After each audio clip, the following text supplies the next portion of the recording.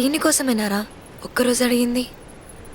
లేదు, నా స్వార్థం కోసమే.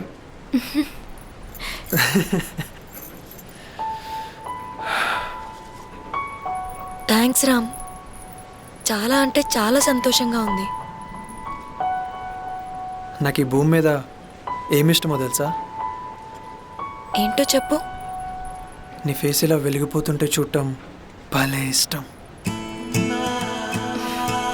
రే రే, మళ్ళీ మొదటి నుంచా?